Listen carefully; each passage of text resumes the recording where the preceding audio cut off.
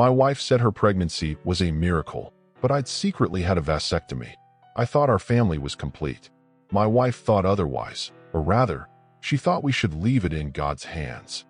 The secret decision. I've made a lot of questionable choices in my life, but nothing comes close to the quiet, deliberate decision I made 2 months ago. And now, sitting here in the kitchen while my wife cheerfully talks about baby names, I can feel the weight of that secret pressing on me so hard it's like my chest might cave in. We've been married 10 years. We have 2 kids, an 8-year-old whirlwind of questions and energy, and a 6-year-old who somehow manages to be both adorable and terrifying at the same time. 2 is plenty. More than plenty. Our house already feels like a constant parade of noise, mess, and bedtime negotiations that could rival hostage situations. For me, the decision was simple. Our family was complete. For her, it was something else entirely. My wife comes from a deeply religious background. Her philosophy about children has always been, if God wants us to have another, it will happen. No birth control, no permanent measures, just trust in divine will. I respected her beliefs, to a point. But leaving it to God also meant leaving it to chance. And chance has a way of showing up when you're already overwhelmed, tired, and financially stretched thin. We'd argued about it in the past. I'd suggested she consider birth control, even something as simple as a pill or an IUD. She'd shut it down instantly, saying it was unnatural, or worse, playing God. I even floated the idea of a vasectomy once, jokingly, over dinner. She didn't laugh. In fact, she looked at me like I'd suggested burning down the church. So I let the subject drop. Outwardly, at least. Inwardly, I kept thinking about the what-ifs. What if we slipped up? What if she saw it as a sign from above? What if we ended up starting over with diapers and sleepless nights, just as our kids were finally gaining some independence? And then, 2 months ago, I did it. I booked the appointment in secret. Took 2 days off work, telling her I had a last-minute business trip. My buddy Mike covered for me at the office and even offered to check in on me afterward. The procedure itself was quick, clinical, unremarkable. By the time she came home with the kids later that evening, I was propped up on the couch, pretending I'd caught some kind of 24-hour stomach bug. She fussed a little, offered to make me soup, and then got distracted by the chaos of dinner and homework. And just like that, the secret was locked away. Over the next few weeks, life settled into its normal rhythm. She never suspected a thing. As far as she knew, we were still leaving it in God's hands. But I knew better, and for the first time in years, I felt safe. I didn't realize then that the safety I felt would be short-lived. 2 months later, she was standing in front of me, smiling like she'd won the lottery, and holding a positive pregnancy test. The miracle news. It happened on an ordinary Tuesday afternoon. I'd just gotten home from work, still shaking off the lingering stress of the day, when I heard her voice from the hallway, high-pitched, bubbling with excitement. "Hey, come here. I have something to show you." She appeared in the doorway, eyes wide, cheeks flushed, holding something in her hand. For a split second, I thought it might be some craft the kids made, or maybe a package had arrived. Then I saw it. A pregnancy test. 2 bright, undeniable lines. My brain didn't process it right away. I just stared at it like it was an alien artifact. She laughed, and practically shoved it into my hand. "Can you believe it?" she said, wrapping her arms around me in a hug that felt off. Not because of her, she was all in, but because my arms didn't know how to hug back. Inside my head, alarms were blaring. This can't be real. This can't be real. This can't be real. I somehow managed to choke out a believable, "Wow, really? Are you sure?" "Of course I'm sure," she said, pulling back to fish another test from her pocket. I took 2 just in case. Both positive. Isn't it amazing? It's a miracle, babe. A miracle. That word rang in my ears like a church bell. She meant divine intervention. I heard biological impossibility. She kept talking, her voice an unbroken ribbon of joy. "See? I told you, if God wants us to have another, He'll make it happen." I guess this is His way of telling us our family isn't finished. I nodded, because what else could I do? But in my head, I was spiraling. The odds of my vasectomy failing were microscopic, the kind of numbers you'd use to win a lottery jackpot or get struck by lightning. Twice, my stomach tightened. If the vasectomy had worked, and I had no reason to believe it hadn't, then the only explanation left was one I didn't want to say out loud. Cheating. The word was there, uninvited, poisoning the moment. I forced myself to smile, to say something supportive, to avoid detonating our life in front of the kids. Well, I guess we'll have to schedule a doctor's appointment to confirm. She beamed and kissed me on the cheek, completely oblivious to the storm building inside me. That night, she slept peacefully beside me, one hand resting on her stomach like she was already protecting the baby. I lay awake, staring at the ceiling, feeling the crushing weight of two secrets. Hers, maybe, and mine for sure. Because here's the thing. If I told her about the vasectomy now, the fallout would be nuclear. Not just because it would accuse her of cheating, but because it would reveal that I'd made a permanent decision about our family without her knowledge. And if I stayed silent, I'd have to live in this purgatory, pretending to believe in a miracle while quietly wondering whose child she was carrying. I needed answers, and fast. The first step was finding out if my vasectomy had actually worked. The silent investigation. The next morning, I sat at the kitchen table with my coffee, staring into the steam like it might reveal the answers I needed. She was bustling around, humming to herself, already on her phone looking up nursery ideas. I couldn't match her energy. My head was too full of calculations, timelines, and probabilities. If my vasectomy had worked, this pregnancy wasn't mine. If it hadn't, then I was the one who'd been reckless, both in keeping the procedure a secret and in assuming it had taken effect without confirmation. There was only one way to know for sure. During my lunch break at work, I called the clinic that had done the procedure.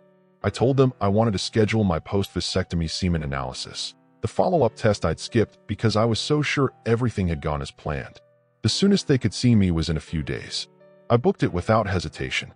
In the meantime, I decided to keep my cards close. No accusations. No hint that I doubted her. I needed information, not a blow-up. That evening, over dinner, I brought up the pregnancy in what I hoped was a casual tone. "This is still so unexpected," I said, trying to sound more curious than suspicious. "We've always been careful. I just didn't think another baby was even a possibility for us." She smiled, serene and unbothered. "That's what makes it so special. It's unbelievable, isn't it?" Unbelievable. Yes, that was one word for it. Later that night, when she went to shower, I took the risk of looking at her phone. I wasn't proud of it. I'd never done it before, but paranoia had already wrapped its fingers around my throat. Most of her messages were innocent. Her sister, a couple of mom friends, the neighborhood WhatsApp group. Nothing glaring jumped out at me, but one thread stuck in my mind. Weeks ago, our neighbor Mary had posted in the group that she'd be out of town for a bit. My wife had replied that she'd help Mary's husband, John, with some yard work while his shoulder healed. I remembered that day. She'd gone over in the afternoon, telling me she'd be back before I got home from work. I hadn't thought twice about it then. Now, that memory felt heavier, as if something was hidden beneath it. Was it nothing? Probably. But once suspicion takes root, it grows fast, feeding on every scrap of doubt. I told myself to stop jumping to conclusions. I didn't have proof, just a circumstantial coincidence and my own worst-case scenario thinking. Still, that image of her alone with John while his wife was away lodged itself in my brain and refused to budge. The next few days felt like walking a tightrope. Outwardly, I was the calm, supportive husband. Inwardly, every word she said about the baby made me flinch. She wanted to tell our kids, her sister, maybe even post something online. I convinced her to wait until the doctor confirmed the pregnancy with an ultrasound. She seemed slightly disappointed, but agreed. It wasn't about superstition for me. It was about buying time. Time to get my test results. Time to brace for whatever truth was coming. When the clinic finally called with my results, I knew the moment I heard the nurse's voice that my world was about to tilt on its axis. The results. The call came on a Thursday afternoon. I was at my desk at work, staring blankly at my computer screen, pretending to read an email I'd already gone through 3 times. When my phone buzzed and I saw the clinic's number, my stomach twisted so sharply it felt like someone had reached inside and grabbed it. I answered with what I hoped was a steady voice. "Hi, this is Daniel." The nurse on the other end was polite, professional, but there was a pause in her tone, that tiny delay before delivering news they know will land hard. "Mr. Carter, we have your semen analysis results back. Your count is 0. No motile or non-motile sperm detected. The vasectomy was successful. 0. The number echoed in my skull, cold and final. I managed a quiet, "Thank you," scribbled down the details she read off, and hung up. My hands were shaking. There it was, the scientific confirmation that this pregnancy could not possibly be mine. I sat there for a few minutes, staring at the bland office wall, trying to slow my breathing. My coworker popped their head in to ask a question, but I waved them off. I couldn't speak without my voice betraying me.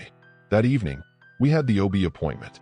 I went with her, sitting beside her in the softly lit exam room, the air smelling faintly of antiseptic and baby powder. The doctor was cheerful, congratulating us as he confirmed the pregnancy via ultrasound. 7 weeks along. 7 weeks. Which meant conception happened 5 to 6 weeks ago, right around the time I was buried in work and barely home. I could remember the stretch of days when we barely touched. Once, maybe if that. I kept my face neutral, even smiled when she squeezed my hand at the sight of the blurry image on the screen. Inside, it felt like my bones were splintering. I didn't bring it up there. Not in front of the doctor. Not in a room full of prenatal posters and baby heartbeat monitors. But by the time we got home, the dam had cracked. After the kids went to bed, I told her we needed to talk. We sat in the living room, the air between us already thick. I didn't ease into it. I went straight to the heart of it. I had a vasectomy a little over 2 months ago. The words hit her like a slap. Her face drained of color. "What are you talking about?" I explained everything. How we'd agreed no more kids, how I was worried about an accident, how I'd decided to take control of the situation. I admitted it was wrong to do it behind her back. She didn't even wait for me to finish before exploding. "You betrayed me. You went against everything we talked about. You played God with our family." I let her vent, but when she paused for breath, I said the part I'd been holding in. "Given my procedure, this pregnancy doesn't make sense." Her eyes sharpened. "Vasectomies can fail. You just don't want this baby, so you're trying to make me out to be a liar." I'm not saying anything except that I can't father a child right now. If you've been faithful, then this is 1 in a billion odds. But science doesn't lie. The argument spiraled from there. She sobbed, accused me of hating her, of not wanting our family to grow. I stayed calm, calmer than I felt, and told her we were doing a DNA test, no discussion. She stared at me like I'd gutted her. "You really think I cheated?" "I don't know what to think. But if you're innocent, you shouldn't be afraid of a test." She fled to the bedroom and locked the door. I slept on the couch, my mind a storm I couldn't shut off. I thought she'd keep denying it forever. I didn't realize her confession was already building inside her like a pressure valve ready to blow. The confession. The next few days were torture. We moved through the house like ghosts, speaking only when absolutely necessary, coordinating kid pickups, dinner, bedtime routines. Everything else was silence. She cried often, locking herself in the bedroom for hours. I stayed on the couch or found excuses to be out of the house, anything to avoid the crushing tension pressing down on us. I repeated one thing whenever the subject came up. "I'm getting a DNA test." End of story. I must have said it a dozen times. I didn't care if it hurt her feelings. I was done walking in circles around the truth. On the 4th night, after the kids were asleep, she came to me. I was sitting in the living room, TV on but muted, staring at the flickering light without really watching. She sat on the edge of the armchair across from me, eyes red and puffy. "I have to tell you something," she said, her voice so quiet I almost missed it. Her hands were twisting in her lap, like she was physically trying to wring the words out of herself. "I cheated on you." Even though I'd suspected it for days, weeks, maybe, hearing her say it out loud was like a gut punch. The room tilted. My ears buzzed. I didn't speak. I couldn't. She must have taken my silence as permission, because the words kept coming. It wasn't a long thing. It just happened a couple of times. She was already crying harder now. It was with John. John, our neighbor.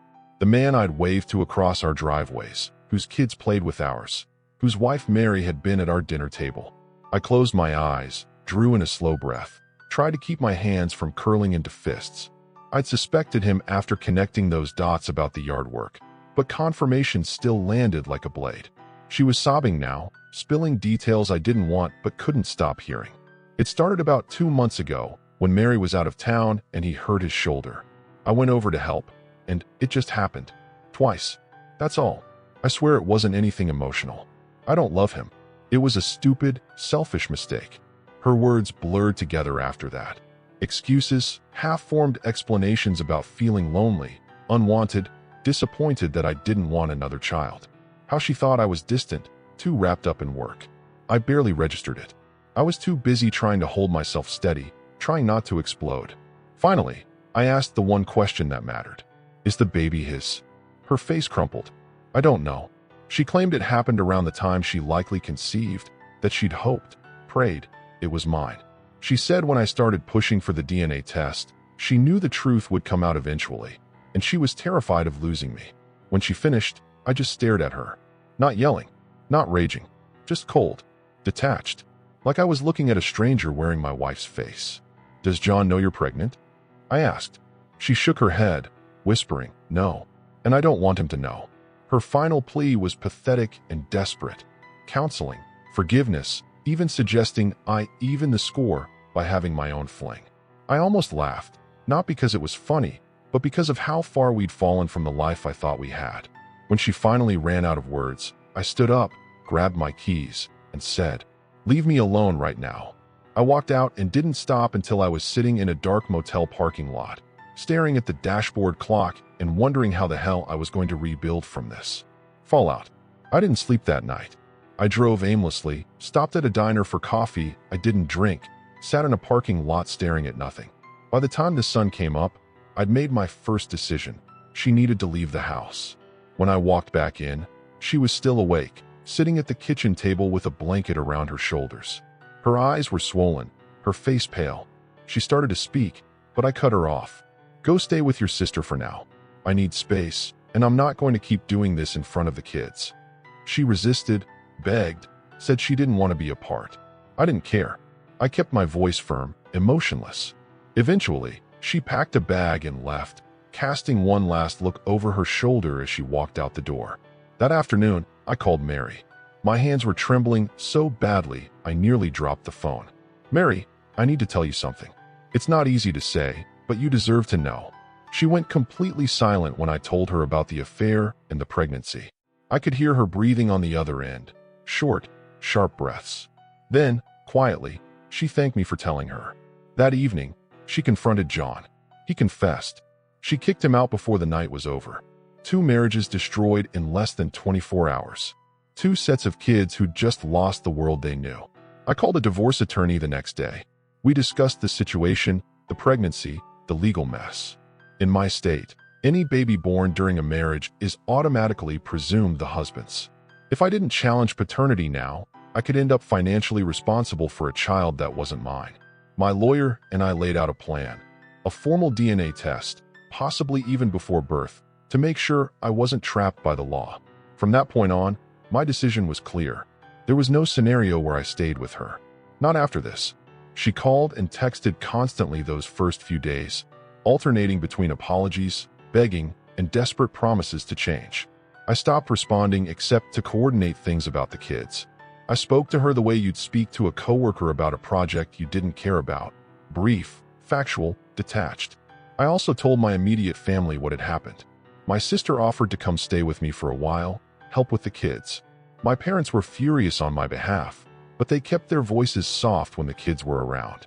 Oddly, I felt calmer once the truth was out and the next steps were set in motion. Not happy, not healed, but steady. I had a direction now. Protect my kids, finalize the divorce, and reclaim whatever pieces of my life were still mine. Mary and I exchanged a few messages in the days that followed. She was reeling, same as me, trying to figure out how to explain it all to her kids. There was an unspoken solidarity between us, 2 people blindsided by the people they trusted most. At night, when the house was quiet, I'd sit in the living room and think about how small decisions, a quick favor for a neighbor, a secret surgery, a single moment of weakness, had led to this avalanche. It was overwhelming, but at least now I could see the bottom of the hill. The lies were over, the masks were off, and I was walking away, no matter how much it hurt. Closing reflection for the whole story. Some people talk about miracles like they're blessings, but I've learned that not every miracle is from heaven. Some are just lies wearing a halo. And once you see the truth, you can't unsee it.